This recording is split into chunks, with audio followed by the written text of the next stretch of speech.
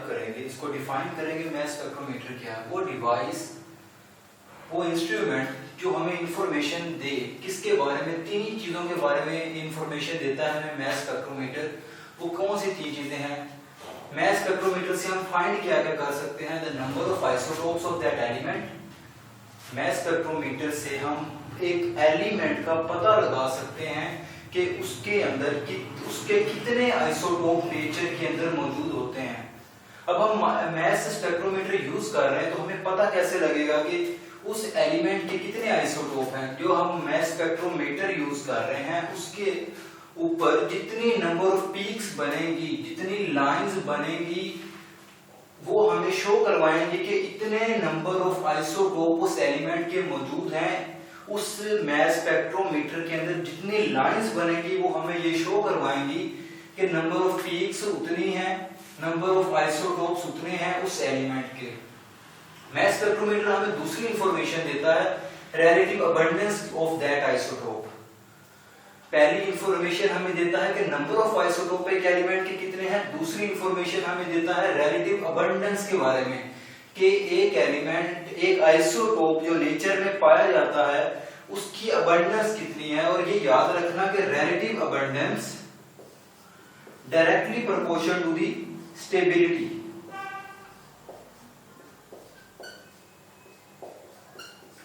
जितनी relative abundance ज्यादा होगी उतनी स्टेबल ज्यादा होगा, उतना कंपाउंड ज्यादा स्टेबल होगा। मतलब अगर मैस स्पेक्ट्रोमीटर हमें रिलेटिव अबंडेंस के बारे में बता रहा है तो मैस स्पेक्ट्रोमीटर हमें ये भी बता रहा है कि इसकी वो कंपाउंड कितना स्टेबल है, कितनी स्टेबिलिटी है और वो नेचर के अंदर कितनी स्टेबल फॉर्म में मौजूद है वो आइसोटोप उस एलिमेंट का। अब हमें मैस स्पेक्ट्रोमीटर यूज नहीं करना आता तो हमें कैसे पता लगेगा कि उसकी रिलेटिव अबंडेंस कितनी है? मैस स्पेक्ट्रोमीटर के अंदर एक चैम्बर होता है जिसे हम कहते हैं डिटेक्टर। वो डिटेक्टर ही हमें बताता है कि रिलेटिव अबंडेंस कितनी है उस आइसोटोप की। और वही डिटेक्टर से हम ये भी पता करवा सकते हैं कि रिलेटिव अबंडेंस कितनी है। और उसका एक अदर वे है हमारे पास रिलेटिव अबंडेंस फाइंड करने का, वो है can be found by height off peak. जिस आइसोटोप की पीक जितनी ऊपर होगी, जितनी ज्यादा पीक होगी, उसका मतलब ये है कि उस आइसोटोप की रिलेटिव अबंडेंस बहुत ज्यादा है। और जिसकी पीक जितनी छोटी होगी हमें ये पता लगेगा कि उस आइसोटोप की रिलेटिव अबंडेंस बहुत कम है। मतलब अगर हमारे पास डिटेक्टर नहीं है तो हम हाइट ऑफ पीक से भी पता कर सकते हैं कि उसकी रिलेटिव अबंडेंस कितनी है। और तीसरी इंफॉर्मेशन जो हमारे पास मैस स्पेक्ट्रोमीटर हमें देता है वो देता है एटॉमिक मैस। हम एटॉमिक मैस भी फाइंड कर सकते हैं एक आइसोटोप का बाय यूजिंग मैस स्पेक्ट्रोमीटर। अब वो कैसे हमें पता लगता है? पोजीशन ऑफ पीक से। मैस स्पेक्ट्रोमीटर के ऊपर लाइंस लगी होती हैं, ये देखें लाइंस लगी होती हैं। एक लाइन एक नंबर को शो कर रही होती है, एक डिजिट को शो कर रही होती है। और पोजीशन अगर हमें नहीं आता तो हम चेक करेंगे कि कार्बन 12 अगर हमारे पास मौजूद है उसकी रिलेटिव अबंडेंस हमें पता है तो हम नंबर ऑफ लाइंस फाइंड करेंगे। मतलब ये 12 तक तो था हमारे पास, 13, 14, 15, 16, 17, 18 और 19। हमें यहाँ पे जाके एक पीक शो हुई जिसका नंबर बनता था हमारे पास मैस स्पेक्ट्रोमीटर में 19। तो हमें ये पता लगा कि उस एलिमेंट का जो एटॉमिक मैस है वो 19 है। और पीरियोडिक टेबल से हम आसानी से देख सकते हैं कि वो कौन सा ऐसा एलिमेंट है जिसका एटॉमिक मैस 19 है। और हम अच्छे से जानते हैं वो है हमारे पास फ्लोरीन, जिसका एटॉमिक मैस 19 है और एटॉमिक नंबर 9 है। ये तीन इंफॉर्मेशन हमारे पास देता है मैस स्पेक्ट्रोमीटर। उसके बाद अगर हम बात करें टाइप्स की, मैस स्पेक्ट्रोमीटर की हमारे पास तीन टाइप्स होती हैं। मैस स्पेक्ट्रोमीटर की तीन टाइप्स हैं। कौन कौन सी टाइप्स हैं? Aston mass spectrometer, Dempster mass spectrometer and the modern mass spectrometer. Aston mass spectrometer के अंदर हम सिर्फ गैसेस यूज करते हैं।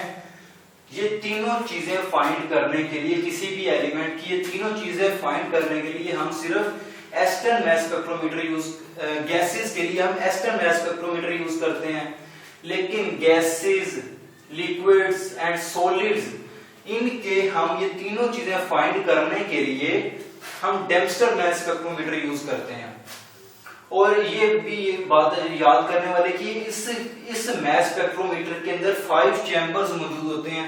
चैम्बर्स के बारे में आगे हम पढ़ते हैं क्या होते हैं चैम्बर्स।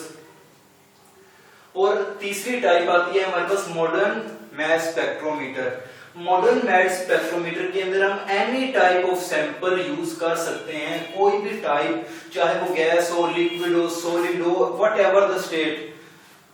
हम मॉडर्न मास स्पेक्ट्रोमीटर के जरिए हम ये तीनों चीजें फाइंड कर सकते हैं उस एलिमेंट की, चाहे उसकी स्टेट जो मर्जी हो। और इसके अंदर 7 चैम्बर्स मौजूद होते हैं।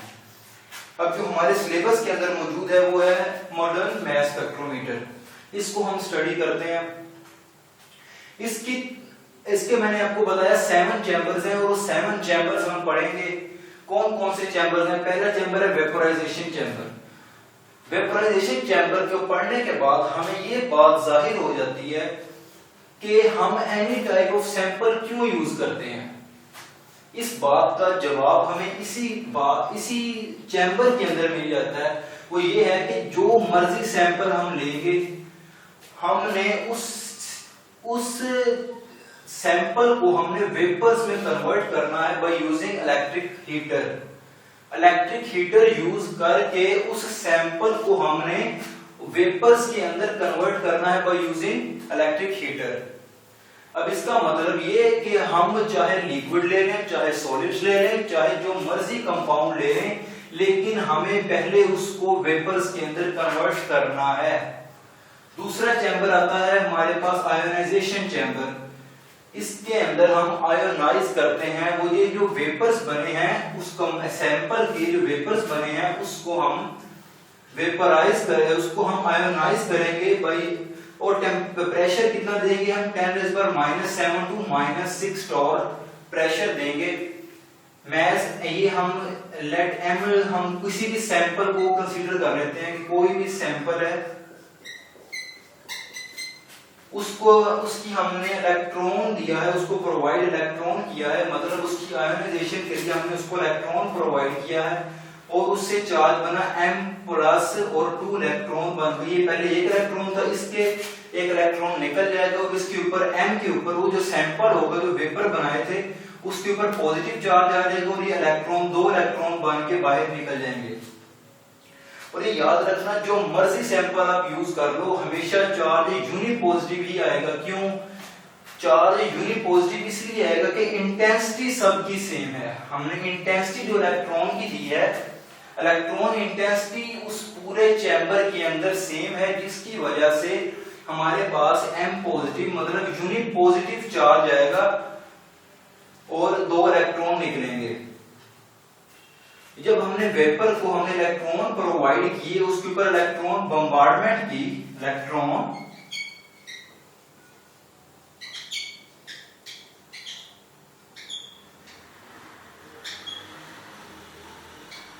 जब हमने इसके ऊपर वेपर्स के ऊपर इलेक्ट्रॉन की बम्बार्डमेंट की, तो हमारे पास एक मिक्सचर बना जिसके अंदर हमारे पास न्यूट्रल, कैटाइन, एनाइन और फ्री रेडिकल्स, ये सारी चीजें बनी थी।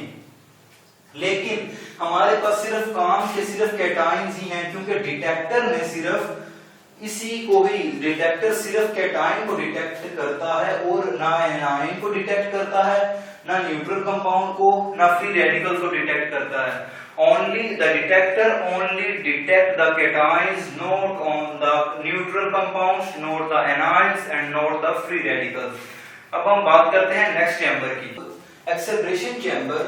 एक्सेलरेशन चैम्बर के अंदर कौन सी चीजें आएंगी, मतलब कैटाइंस एंटर होंगे। आपको पहले बताया कि जो हमारे पास मास स्पेक्ट्रोमीटर है उसके अंदर कैटाइंस ही डिटेक्ट होते हैं, डिटेक्टर सिर्फ कैटाइन को डिटेक्ट करता है। तो एक्सेलरेशन चैम्बर के अंदर थर्ड जो हमारा चैम्बर है एक्सेलरेशन चैम्बर, उसके अंदर कैटाइंस ही यूज करेंगे हम, और वो कैटाइन मूव करेंगे ज्यादा वोल्टेज डिफरेंस की वजह से। जो वोल्टेज डिफरेंस है वो हम 500 to 2000 वोल्टेज का डिफरेंस रख देते हैं। इस वजह से जो कैटाइन है वो ज्यादा स्पीड से मूव करते हैं। जितना डिफरेंस वोल्टेज का ज्यादा होगा उतनी स्पीड से कैटाइंस मूव करेंगे।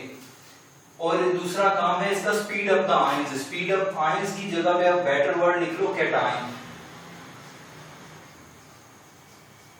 कि कैटायन को स्पीड अप करने के लिए भी हम एक्सेलरेशन चैम्बर यूज करते हैं। और ये काम होता किस वजह से है? By using the electric field. Electric field हम यूज करते हैं, उस इलेक्ट्रिक फील्ड का जो वोल्टेज डिफरेंस है वो 500 टू 2000 वोल्टेज का डिफरेंस है। और ये जो है हमारे पास स्पीड अप द आयंस या कैटायंस को स्पीड अप करने के लिए ये चैम्बर यूज होता है। जो चौथा चैम्बर है हमारे पास एनालाइजर, जिसको हम कहते हैं एनालाइजर या मैग्नेटिक फील्ड। इस चैम्बर के अंदर हम मैग्नेटिक फील्ड का यूज करते हैं। मैग्नेटिक फील्ड को डिनोट हम H से करते हैं।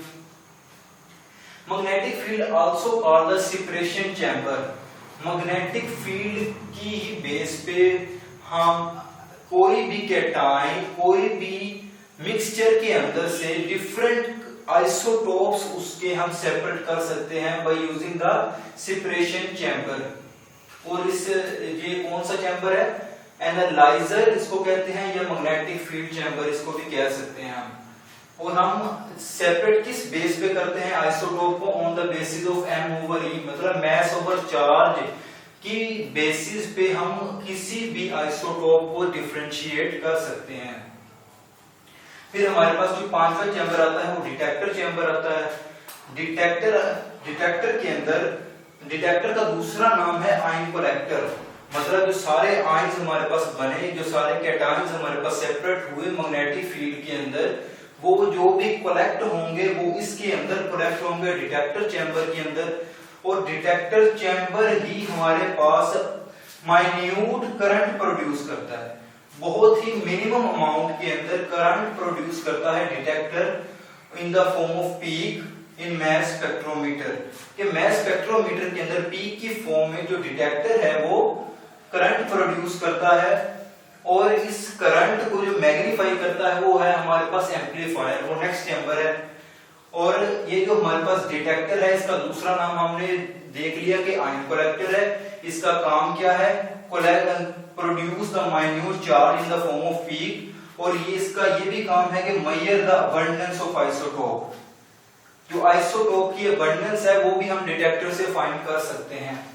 जो हमारे पास इलेक्ट्रिक करंट प्रोड्यूस हुआ है वो बहुत ही माइन्यूट अमाउंट में है, उसको डिटेक्ट करना बहुत ही मुश्किल है। इसलिए हम एम्पलीफायर एक एडिशनल चैम्बर यूज करते हैं। अच्छा, जो हमने डेम्स्टर पढ़ा था ना, डेम्स्टर मैस स्पेक्ट्रोमीटर, उसके अंदर यहां तक 5 चैम्बर होते हैं। जो हमारे पास मॉडर्न मैस स्पेक्ट्रोमीटर है उसके अंदर 7 चैम्बर हैं। ये 2 एक्स्ट्रा चैम्बर हैं, ये हैं वो उसके अंदर। जो मेन डिफरेंस था कि उसमें 5 चैम्बर होते हैं, इसमें 7 चैम्बर होते हैं। और ये एम्पलीफायर है और रिकॉर्डर है। मतलब मॉडर्न मैस स्पेक्ट्रोमीटर के अंदर हम कोई भी आइसोटोप है उसको रिकॉर्ड कर सकते हैं। एम्पलीफायर का काम बता दिया मैंने कि इनहैंस द करंट स्ट्रेंथ। जो करंट इधर प्रोड्यूस हुआ था उसको इसने इनहैंस करना है एम्पलीफायर ने, और इसको रिकॉर्ड, जो करंट प्रोड्यूस हुआ है उसको रिकॉर्ड करना है हमारे पास रिकॉर्डर ने इन the form of mass spectrometer, record the data.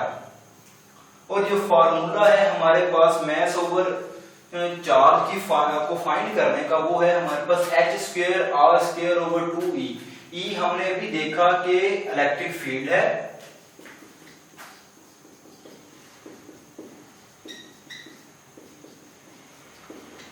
Electric field है, और H हमने देखा मैग्नेटिक फील्ड है, मैग्नेटिक फील्ड है। अब इस फॉर्मूले से हमें यह जाहिर हो गया कि अगर हम मैग्नेटिक फील्ड की वैल्यू जितनी बढ़ा देंगे हमारे पास मैस ओवर चार्ज की वैल्यू उतनी इंक्रीज होगी, और इलेक्ट्रिक फील्ड की वैल्यू जितनी बढ़ा देंगे मैस ओवर चार्ज की वैल्यू उतनी ही कम होगी। और एक हम एमसीक्यू देखते हैं इस सारे कंसेप्ट का, एक लुब्बे लुबाब जो है हमारे पास, उसको समझने के लिए कि विच शो मैक्सिमम डिफ्लेक्शन। जो डिफ्लेक्शन है वो हमारे पास कौन शो करता है। अच्छा, इस तरह के कोई भी एमसीक्यू आपको आ जाए तो आपने सिर्फ एक चीज याद रखनी है, आपने कम से कम चार्ज, सॉरी ज्यादा से ज्यादा चार्ज आपने देखना है, और कम से कम उसका एटॉमिक मास देखना है। जिसका एटॉमिक मास जितना कम होगा वो उतनी स्पीड से उतनी ज्यादा डिफ्लेक्शन शो करेगा। इसकी एग्जांपल हम लेते हैं, एक बाइक है, एक कार जा रही है और एक ट्रक जा रहा है। अगर कोई भी रास्ते में मोड़ आता है तो पहले कौन मोड़ काट लेगा? ये हम डेफिनेटली बात ये है कि जो बाइक है वो जल्दी टर्न आउट हो जाएगी, जो कार है वो उसके बाद होगी, और जो ट्रक है वो सबसे एंड पे टर्न लेगा। मतलब ट्रक का मास सबसे ज्यादा है तो उसको टर्न लेने के लिए, उसको डिफ्लेक्शन शो करने के लिए बहुत टाइम रिक्वायर है, जबकि बाइक उसका मास बहुत कम है, वो कम ज्यादा डिफ्लेक्शन शो करेगा, जल्दी डिफ्लेक्शन शो कर देगा। तो आप याद रखना कि ज्यादा से ज्यादा चार्ज जिस पे, चार्ज मतलब पॉजिटिव चार्ज, और अगर यहाँ पे नेगेटिव किसी भी आ रहता तो वो हम कंसीडर नहीं करते, क्योंकि हम पहले जान चुके हैं कि डिटेक्टर ने सिर्फ कैटायन को डिटेक्ट करना है, एनायन को, न्यूट्रल को, फ्री रेडिकल को डिटेक्ट नहीं करना। अब हमने यहाँ पे देखा था कौन मैक्सिमम डिफ्लेक्शन शो करता है, तो मैंने आपको अभी एग्जांपल दी कि जिसका मास सबसे कम, चार्ज सबसे ज्यादा। अब ये देखो 4 एमसीक्यू है, आपको चारों के अंदर जो उनका चार्ज है सबका सेम है, मतलब चार्ज की वजह से कोई फर्क नहीं पड़ने वाला, फर्क पड़ेगा तो सिर्फ उनके एटॉमिक मास से।